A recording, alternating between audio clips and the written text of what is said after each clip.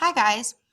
So today we're going to talk about the next part of your independent study, and that's going to be your commonplace book entry number 2 that focuses on internal text structures.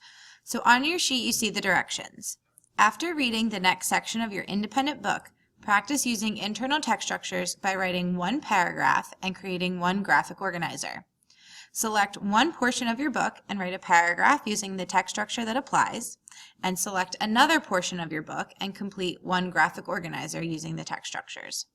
This is going to be due Friday morning at 7:30 in Google Classroom. So in the middle of your assignment sheet, I just refreshed your memory about text structures. So I listed the 7 text structures and then gave you their definition. If you still need some more clarification, you can go back and look at your note sheet, or you can go back to Blackboard and check the Course Materials tab, which has everything listed there. At the bottom, you'll see your rubric. This assignment is worth 10 points. Okay, so for paragraph 1, you need to use a correct text structure and use at least 3 transition words. And for your graphic organizer, it needs to be completed and then turned in on time.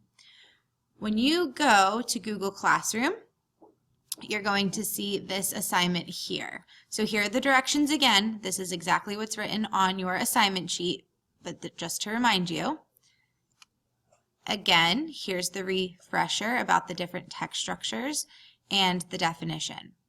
All right, so you all need to think about your book since they're all different, and think about in the section that I just read, so that second section, whether it's 30 pages or 2 or 3 chapters, you need to use 2 different text structures.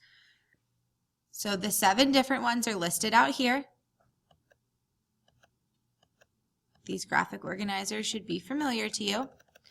Okay, so for example, in your book, if you want to do chronological and sequential for one of the events or one of the parts, you would either write a paragraph or complete the graphic organizer.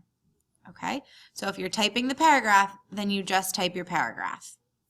Then you need to think about another part of the book and find something different. So maybe the other part is cause and effect. You would just fill in the graphic organizer and leave this part blank.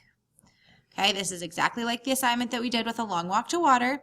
Again, if you have any questions, go back and look at your internal text structure notes and go back and look at that internal text structure assignment in Google Classroom. All right, good luck.